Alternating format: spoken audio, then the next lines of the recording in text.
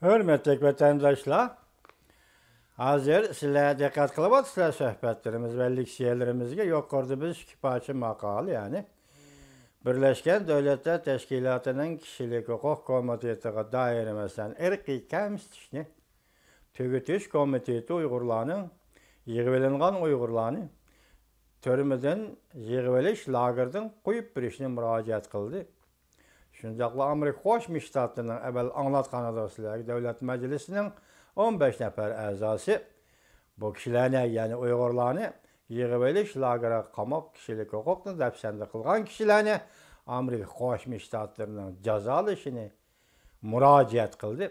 Bu ishlar albatta dunyoviy kishilik huquq tashkiloti Amnesty International, umumiy kechirim tashkiloti, şundaqla Human Rights Watch,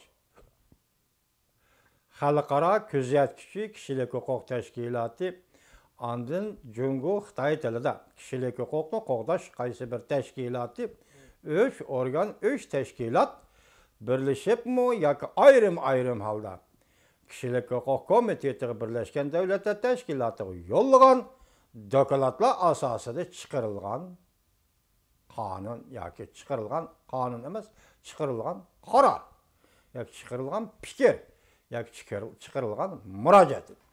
Bugun bu endi shunchalik natija berdi.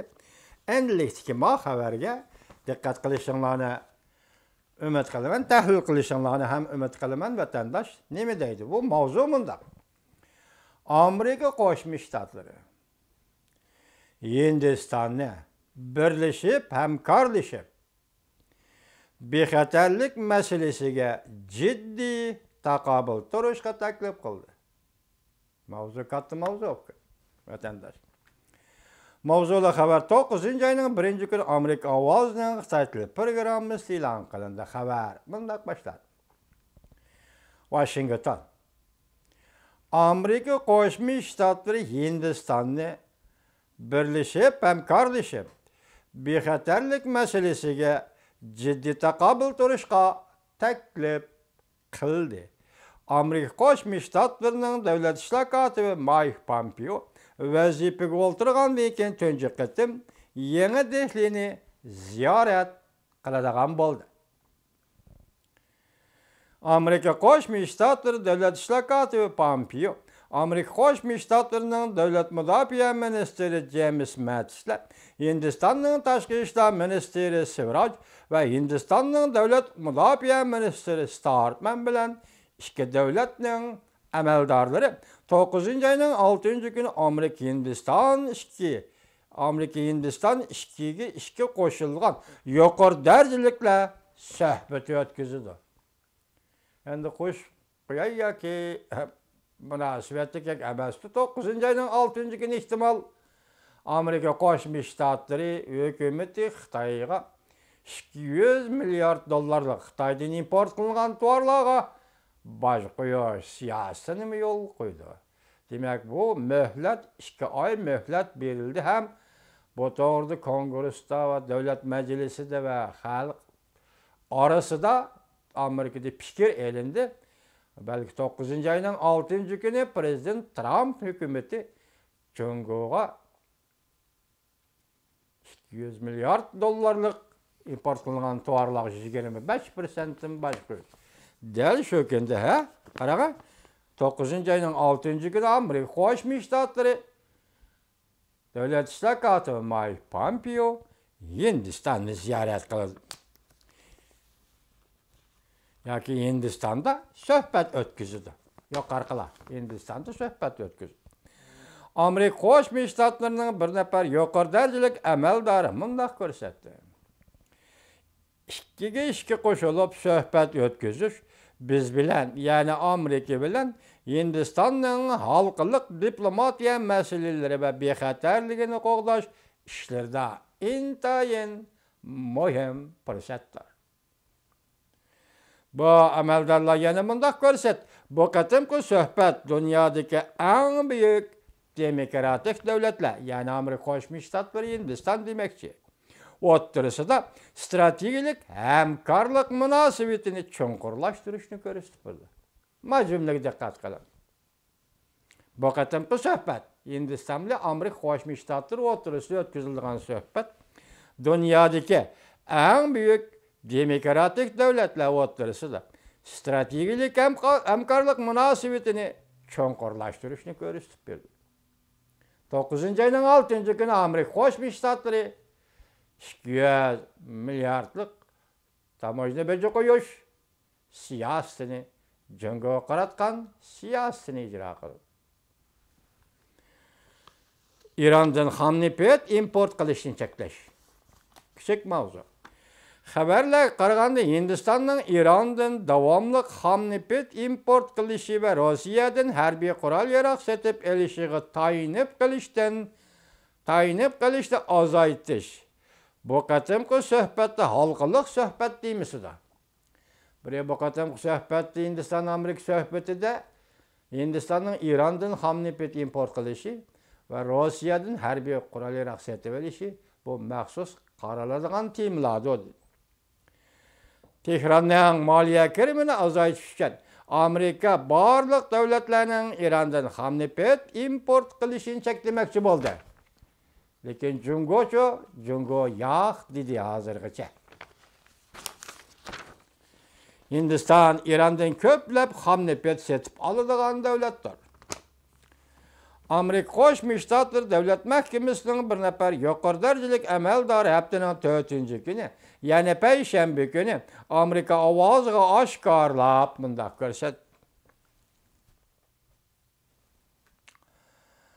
Bizning nishonimiz tezlik bilan Irandan nefret import qilishni nol holatga tushirib qo'yishdan iborat. G'oyibiy ahvol shu bo'lishi kerakki, bu ish 11-ayning 4-kunidan burun tamomlanishi kerak. Vaziyat jiddiymi vatandosh? Suhbat 9-ayning 6-kuni bo'ldi. Hindistonning Mesela yana boshqa davlatlarning Irandan ham nefretni import qilishi 11-ayning 4-kunidan burun cheklanishi kerak. Alash yani. Bu amaldor yana bunday ko'rsatdi. Washington taraf Irandan ham nefret import qilishni azaytishni xohlagan davlatlar bilan hamkorlashishga tayyorlanib qo'ydi. Kimki Irandan nefret elib kirmayman desa, Amerika shu davlat bilan hamkorlashishga tayyorlanib qo'ydi.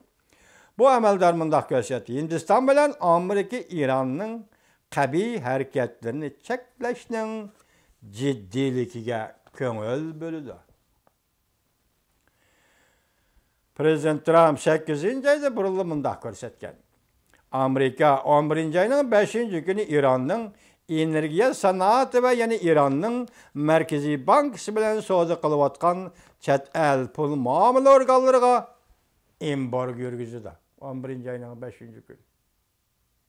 İran bilan savdo qilayotgan chet el muomala organlariga embargo yurgizdi. Amerika Hindiston mudofaa hamkorligini kuchaytirish, ya'ni kichik mavzu. 9-aydagi uchrashuvda Amerika Qo'shma Shtatlari Davlat ishlar kotibi Mike Pompeo va Davlat mudofaa ministri James Mattislar Hindiston bilan davlat mudofaa hamkorligini kuchaytirishga ahamiyat berdi. Mike Pompeo Davlat ishlar ministri, Davlat ishlar kotibi Mike Pompeo bu qatimki suhbatda Hindiston bilan Amerika Qo'shma Shtatlarining davlat mudofaa hamkorligini kuchaytirishga ahamiyat berdi. Gapdan salmaga eg'ir vatandosh. Amerika Qo'shma Shtatlari 2016-yili Hindiston bizning eng muhim sherikimizdir deb jakarlagan edi. Washington taraf yaqinda Hindistonga birinchi darajalik strategik savdo qilish huquqi berdi. Ayni chog'da Amerika Qo'shma Shtatlari Jungoga normal savdoda abadiy e'tibor berish siyosatini taqdim qilgan. Aradan 40 yillar o'tdi. Bugun kuni kelganda Jungo bilan Amerika Qo'shma Shtatlarining o'tirisi munosabati zeriktirish paydo bo'ldi. Sabab Jungo Dunyo savdo tashkilotiga kirish bagavadisi amdilikda Hindistonga birinchi darajalik strategik savdo qilish huquqi berdi Amerika.